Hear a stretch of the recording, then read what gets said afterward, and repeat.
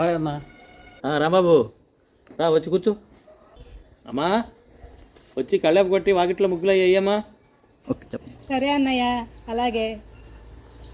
ఏంటన్నా మీరు కూడా ఈ రోజుల్లో ఇంకా పేడకళ్ళాపు ముగ్గులు అంటారు. ఇకనన్నా మారండి అన్న.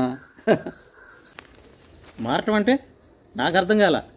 సైన్స్ అన్న, సైన్స్తో పాటు మారాలి. అవునా, సైన్స్కి కూడా కొన్ని అవధులు ఉంటాయి. ఎలాంటి అవధులు లేనిదే మన సనాతన సాంప్రదాయం. అవునా, అంటే నాకు అర్థం కాల. నీకు అర్థమయ్యే భాషలోనే చెప్తాను విను. పేడ కళ్ళాపు కొట్టడం ఎందుకు అంటావా? పేడ కళ్ళాపు ఇంటి ముందు కొట్టడం వల్ల కొన్ని బ్యాక్టీరియాలు ఇంట్లోకి చేరవు. అమెరికా శాస్త్రవేత్తలు దీని మీద పరిశోధన చేసి పేడ కళ్ళాపు వలన చాలా లాభాలు ఉన్నాయని వ్యక్తం చేయడం జరిగింది. ఇకపోతే ముగ్గులు వేయటం అంటావా?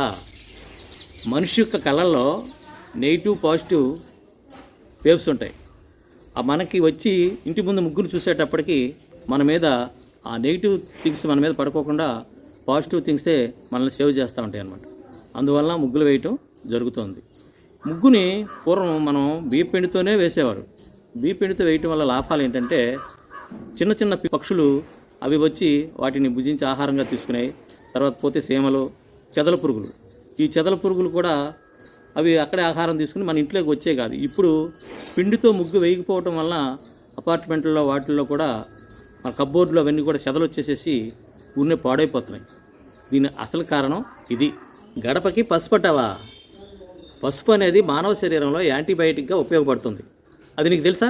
మామిడి తోరణాలు అంటావా? నెగిటివ్ ఎనర్జీని, కార్బన్ డైఆక్సైడ్ని గ్రహిస్తాయి. కనీసం నీకు ఇదైనా తెలుసా? ఇంకైనా అర్థమైందా? సైన్స్ కంటే ముందే మన సనాతన సాంప్రదాయంలో ఇవన్నీ పొందుపరచబడి ఉన్నాయి. ఇప్పటికైనా అర్థం చేసుకో. సనాతన సాంప్రదాయం అంటే సైన్స్ను మించిన జ్ఞానం. సారీ అన్న, తప్పుగా అనుంటే క్షమించు.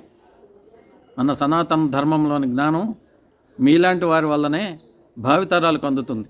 ఈ గొప్పతనం నీది నాది కాదు, మన భావితరాలు కూడా ఈ జ్ఞానాన్ని పెంపొందించుకోవాలనేదే నా ఆతృత.